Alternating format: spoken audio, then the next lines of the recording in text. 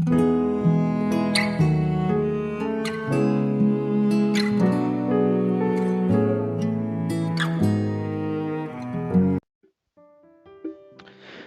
saudaraku, dimanapun Anda berada, senang kembali menjumpai saudara. Saya berharap kita semua tetap dalam kasih dan perlindungan Tuhan kita Yesus Kristus. Haleluya.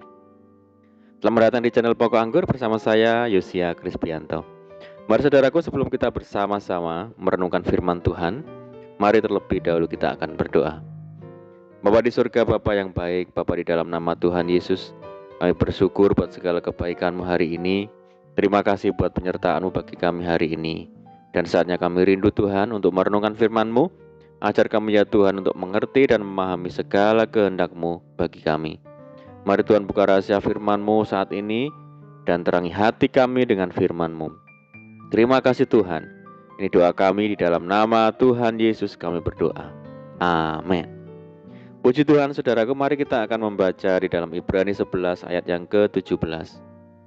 Karena iman maka Abraham tatkala ia dicobai mempersembahkan Ishak, ia yang telah menerima janji itu rela mempersembahkan anaknya yang tunggal.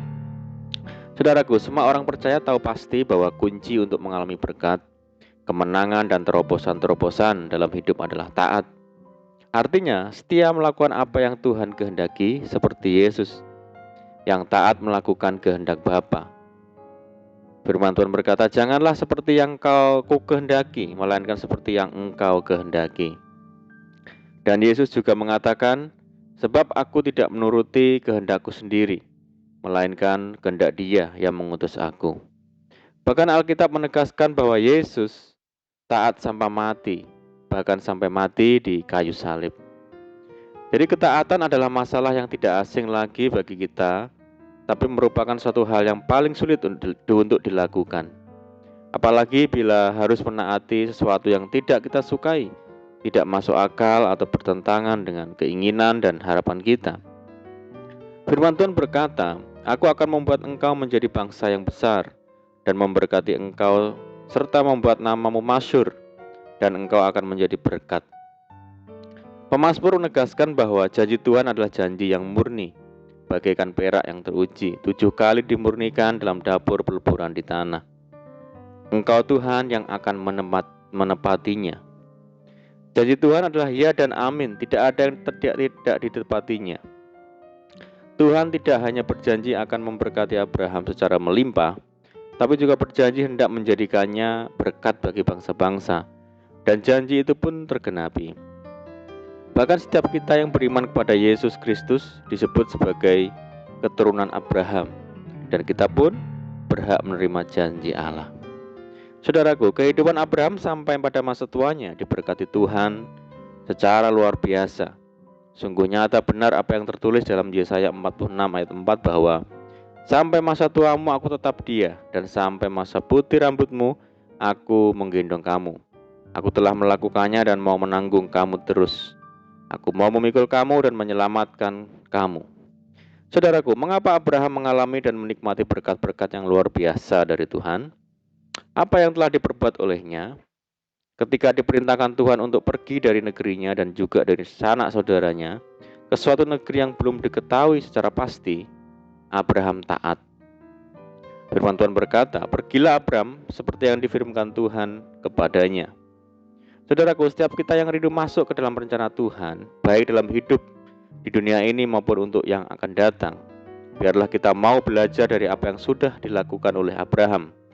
Mari kita belajar taat, karena ketaatan adalah kunci mengalami terobosan baru.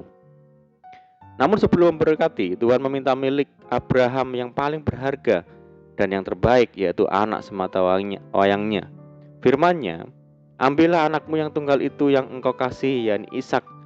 Pergilah ke tanah Moria dan persembahkanlah dia di sana sebagai korban bakaran pada salah satu gunung yang akan kukatakan kepadamu. Ia diperintahkan Tuhan untuk mempersembahkan anak semata wayangnya Ishak sebagai korban persembahan. Menurut pikiran manusia, permintaan Tuhan ini sangat tidak masuk akal dan tidak pernah terbayangkan oleh Abraham sebelumnya. Meski demikian, Abraham mengerjakan apa yang Tuhan mau dengan penuh semangat dan tanpa keterpaksaan. Tertulis, Keesokan harinya pagi-pagi bangunlah Abraham. Ia memasang pelana keledainya dan memanggil 2 orang bujangnya beserta Ishak anaknya.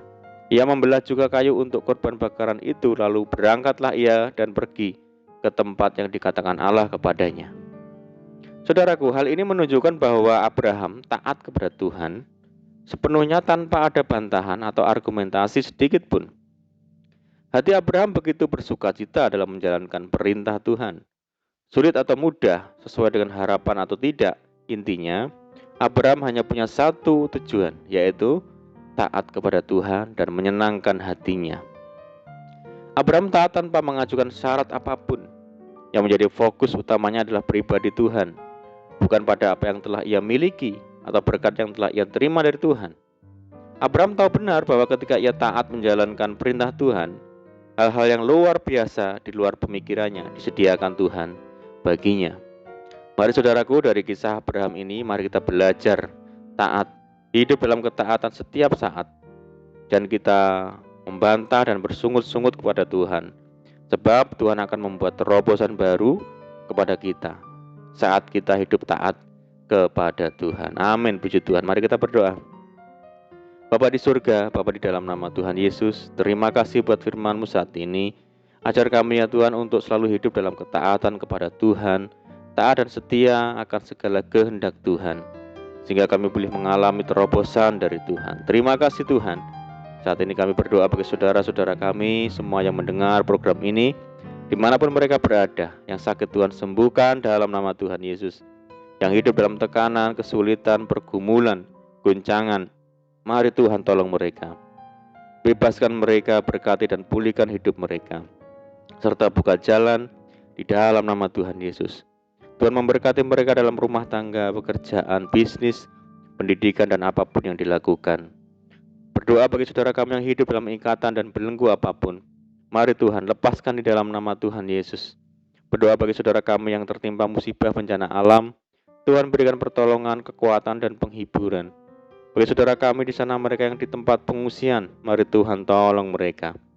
Berdoa bagi bangsa kami Indonesia, Tuhan yang memberkati dan Tuhan yang memulihkan bangsa kami. Terima kasih Tuhan, ini doa kami percaya Tuhan mendengar seruan doa kami. Di dalam nama Tuhan Yesus kami berdoa, amin.